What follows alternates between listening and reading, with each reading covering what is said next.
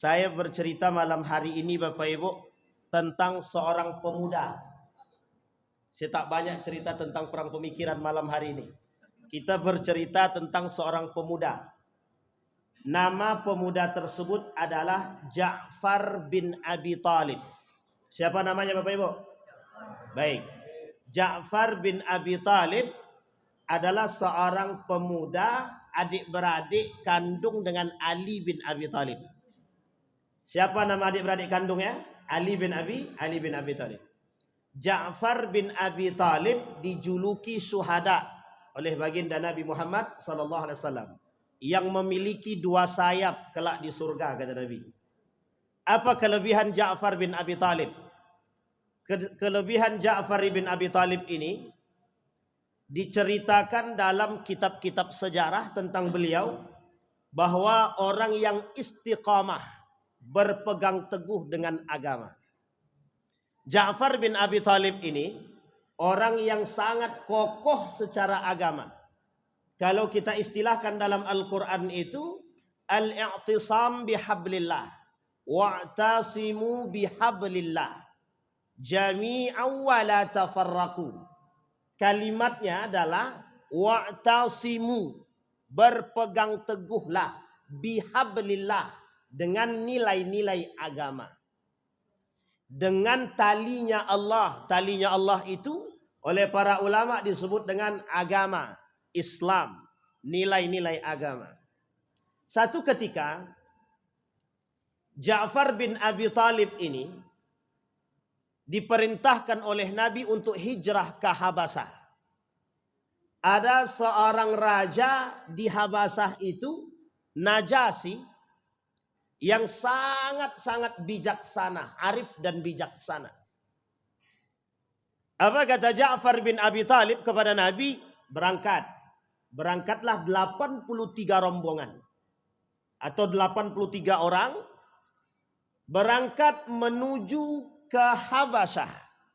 Yang di situ ada seorang raja bernama Najasyi, terkenal bijaksana dan arif, tapi tidak muslim. Dalam riwayat dikatakan Nasrani, di dalam riwayat yang lain. Tetapi Bapak Ibu sekalian yang berbahagia, kedatangan Ja'far bin Abi Talib disambut sangat baik oleh Raja Najasyi. Ketika Ja'far berkunjung, diberikan keamanan yang sedemikian baiknya. Tapi uniknya berita kedatangan Ja'far bin Abi Talib sampai ke telinga orang-orang kafir Quraisy.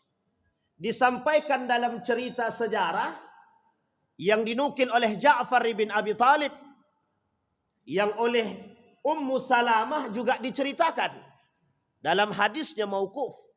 Apa ceritanya?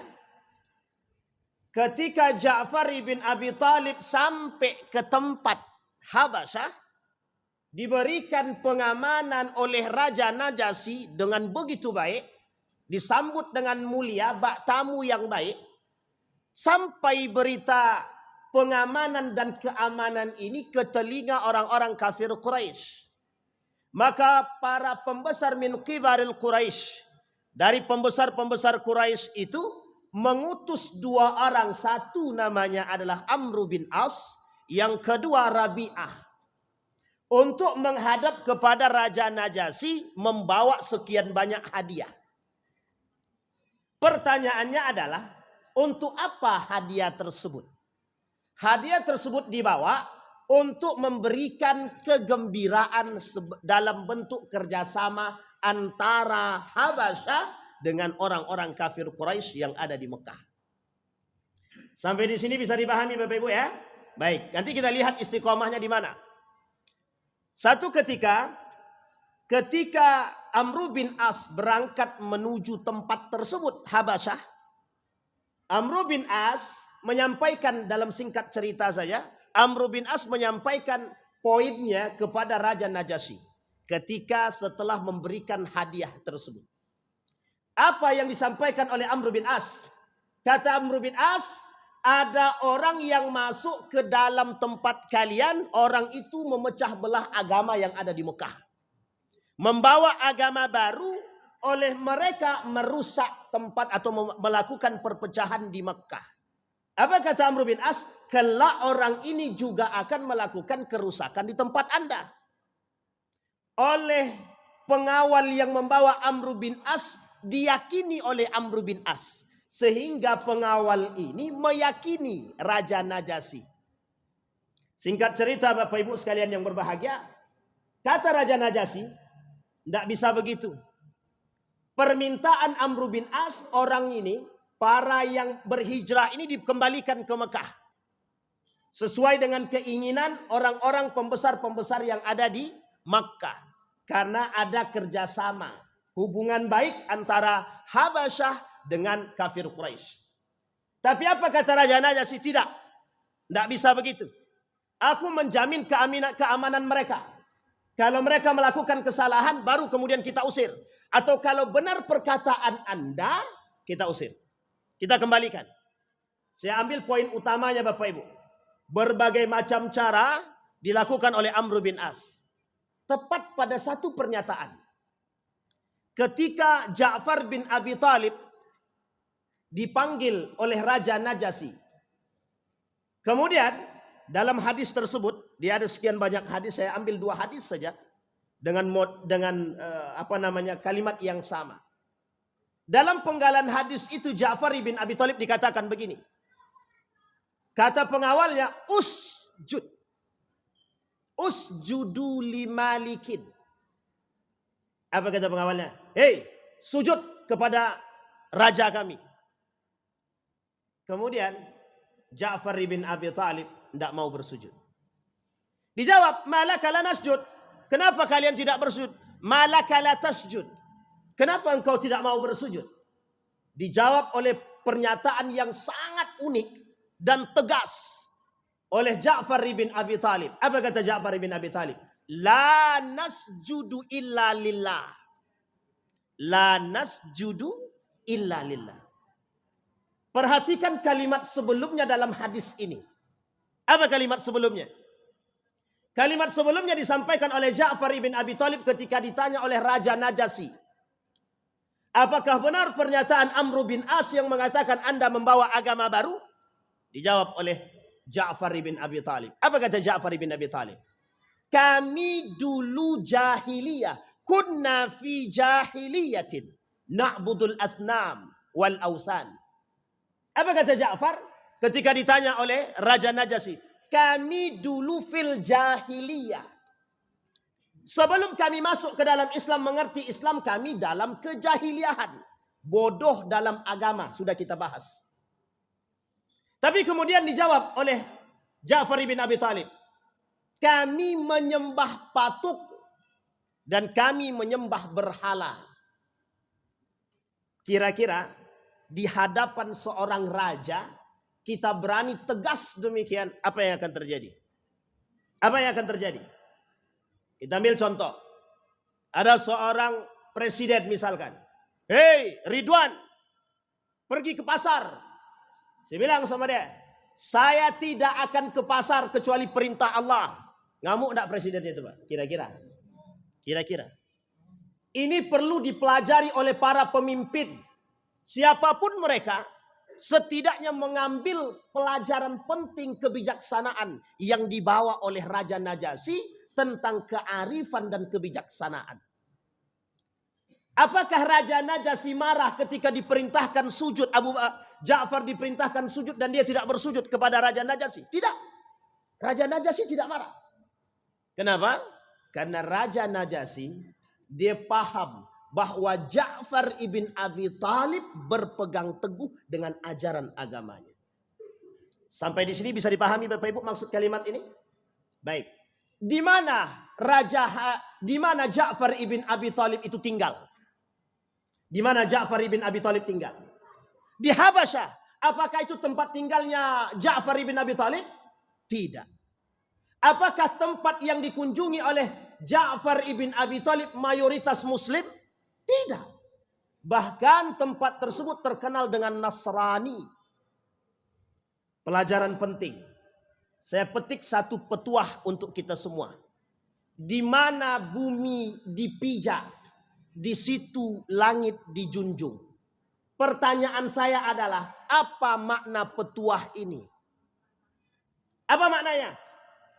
Mengikuti tradisi setempat, memahami keadaan setempat, atau kita harus bertoleransi dengan keadaan setempat? Pertanyaannya, betulkah makna yang saya sampaikan itu? Betulkah makna yang saya sampaikan itu? Di mana bumi dipijak, di situ langit dijunjung.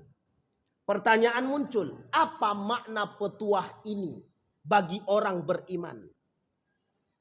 Yang ingin saya sampaikan Bapak Ibu, kita perbaiki yang salah. Petuah ini, pepatah ini tidak salah. Yang salah cara akal kita memahami maksud tertentu. Apakah Ja'far ibn Abi Thalib radikal ketika mengatakan aku tidak mau sujud kepada Raja Najasyi? Apakah dia radikal? Kalau itu dipandang radikal hari ini, maka Ja'far ibn Abi Thalib adalah pelaku radikal ketika itu. Kenapa demikian? Menentang agama yang mayoritas dia berada di situ. Sampai di sini bisa dipahami Bapak Ibu. Artinya adalah Ja'far ibn Abi Thalib berpegang teguh dengan hablillah, tali agama. Pertanyaan muncul. Apakah Ja'far ibn Abi Thalib tidak takut dengan Raja Najasyi? Karena Ja'far ibn Abi Thalib tahu bahwa Raja Najasyi orang yang bijaksana, bisa membedakan mana yang hak dan mana yang batil, mana yang harus dia kedepankan dan mana yang harus dia tangkap. Itu bijaksana, proporsional pada tempatnya. Sehingga Raja Najasyi sama sekali tidak marah ketika Ja'far ibn Abi Thalib tidak sujud kepada diri dia. Karena bagi Ja'far ibn Abi Thalib, orang yang berpegang teguh pada agama masing-masing, itulah yang disebut dengan ketaatan. Pertanyaan muncul, bagaimana dengan kondisi umat muslim hari ini? Sudahkah kita berpegang teguh dengan agama kita, dengan model tradisi keagamaan yang kita pegang? Atau justru sebaliknya? Maka Bapak Ibu kembali kepada makna petuah tadi, di mana bumi dipijak. Artinya sederhana Pak. Kemanapun Anda pergi, maka di situ langit dijunjung. Artinya tidak ada manusia kecuali daripada Allah Subhanahu wa Ta'ala. Apakah langitnya Solo Sumbar itu berbeda dengan langit Riau? Beda nggak langitnya Sumbar dengan Riau? Bedakah langitnya mana itu? Langit Palembang dengan Riau? Dengan Jawa? Sama semua langitnya Pak. Pertanyaannya apa? Kita tidak mesti mengikuti tradisi siapapun. Apalagi tradisi tersebut bertolak belakang daripada syariat Islam. Gus Rijal, ulama Sumbar, Ketua Majelis Ulama Indonesia, Sumatera Barat, yang hari ini menjadi Ketua bagian bidang fatwa Majelis Ulama Indonesia Pusat mengatakan, dalam satu riwayat, meskipun riwayat ini dibatilkan oleh para ulama yang lain, tapi beliau berpegang teguh dalam konteks fakta. Apa kata beliau? Ashabi, kata Nabi, ashabi kan nujum. Man iqtadaitum, ihtadaitum. Sahabat-sahabatku, kata baginda Nabi, seperti bintang-bintang di langit, bersinar. Meskipun sebagian ulama mengatakan hadis ini batil. Tapi faktanya, apakah benar para sahabat-sahabat Nabi orangnya cemerlang, cerdas, berpegang teguh, bersinar layak bintang-bintang? Faktanya benar. Pertanyaan kedua muncul. Mengapa kita tidak mengidolakan mereka dalam keistiqomahan? Tapi justru mohon maaf, kita mengambil tradisi dari orang-orang yang memang kita tidak tahu. Terkhusus hari ini, banyak sekali tradisi-tradisi yang dibangun oleh para ulama terdahulu, para sahabat terdahulu, kita geserkan nilainya, kita lebih bangga dengan tradisi-tradisi hari ini. Ini yang disebut dengan Di mana bumi dipijak, di situ langit dijunjung. Maksudnya adalah kemanapun Anda berada, Allah tetap yang tertinggi, bukan manusia. Apakah pertanyaan, apakah Ja'far ibn Abi Talib sama dengan orang-orang yang mencium kepala paus? Tidak. Apakah sama Ja'far ibn Abi Talib sama dengan orang-orang yang datang ke Israel meminta sangon? Tidak. Apakah Ja'far ibn Abi Talib merendahkan diri dia di hadapan seorang raja untuk mendapatkan tempat? Tidak sama sekali. Itu yang disebut dengan itsbatul qulub fiddin. Itsbatul qulub fiddin. Membuat hati lebih kuat dan cinta kepada Allah, istiqamah. Kita tutup dengan satu pernyataan hadis baginda Nabi Muhammad SAW. Kata baginda Nabi dalam hadisnya, qala Nabi SAW, Inna Allah yardakum salasan wa yakrah lakum salasan. Allah ridha terhadap kalian 3 perkara. Dan Allah benci kepada kalian tidak terhadap kalian 3 perkara. Innallaha yardakum, ridha kepada kalian, an ta'budullaha wa la tusyriku bihi.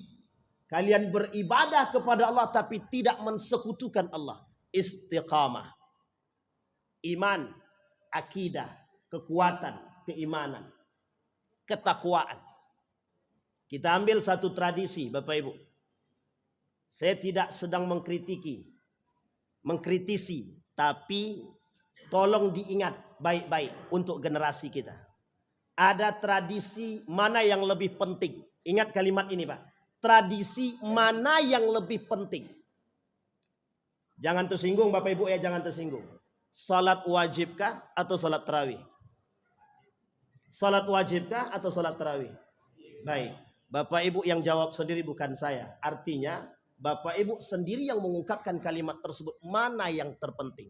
Yang kedua, mana yang paling penting? Menjaga kehormatan agama atau ngabuburit di sore hari? Mana yang paling penting? Menjaga hubungan antara laki-laki dengan perempuan atau, mohon maaf, bercampur baur ketika ngabuburit? Ini poin penting, Pak. Mana yang ada tanda tanyanya, Pak ya? Ada tanda kutipnya, Pak. Mana yang lebih penting bagi orang beriman? Ingat kalimat itu. Kadang kita mementingkan sesuatu yang tidak penting. Justru yang penting kita tinggalkan. Min husni islamil mar'i tarkuhu ma la ya'nihi. Sebaik-baiknya keislaman seseorang meninggalkan perbuatan yang tidak bermanfaat bagi diri dia. Pertanyaan muncul, siapa yang membuat tradisi itu? Sekarang muncul lagi pertanyaan, mengapa orang bangga dengan datangnya bulan suci Ramadan? Saya berhusnuzan, mereka ingin beribadah kepada Allah, tapi ada suuzonnya sedikit. Di situ euforia Ramadan nampak, meskipun harus bercampur baur laki-laki dengan perempuan. Kita ambil contoh tradisi Balimau Kasai sudah lewat, alhamdulillah tahun ini tak ada dibuat. Bahagia hati kita. Tapi ada yang kita khawatirkan. Apa itu? Sahur on the road.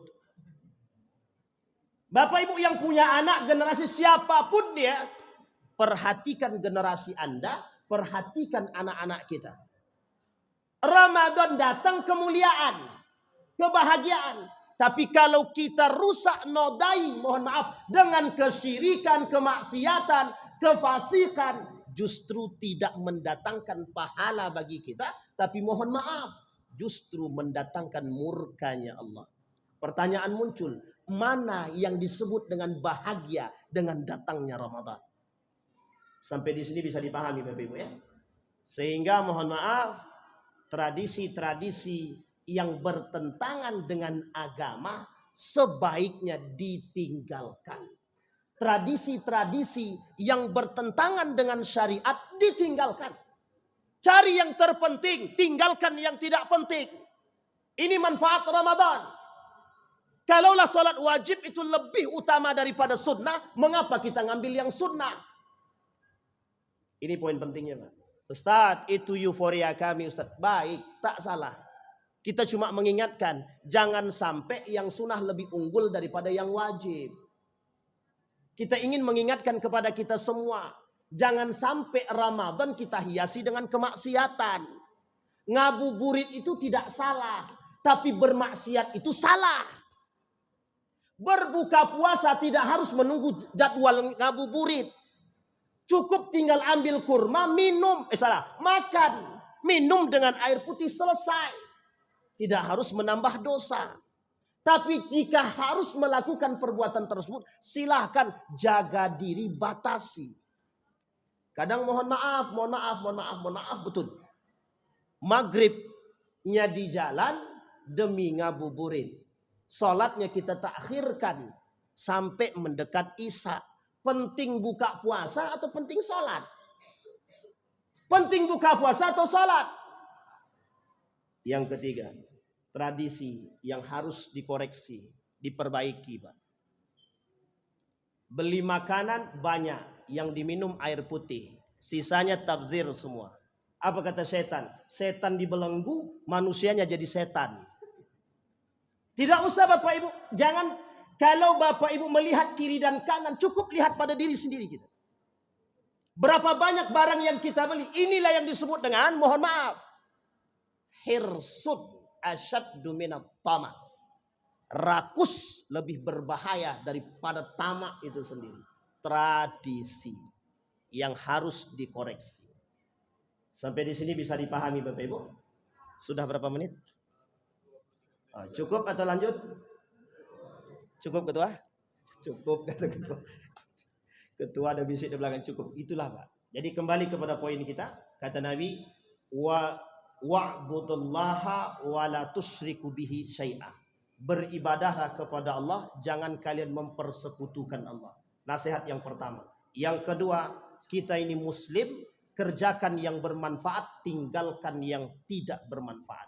Karena mohon maaf, tradisi-tradisi kita banyak yang bisa kita ambil, tinggal kita mencari tahu bagaimana para sahabat membuat Ramadan itu meriah bagi diri mereka. Ada yang dilakukan oleh sahabat? Ada. Banyak. Kita sudah sampaikan di sini. Ada yang menghafalkan Quran, ada yang menghatamkan Quran.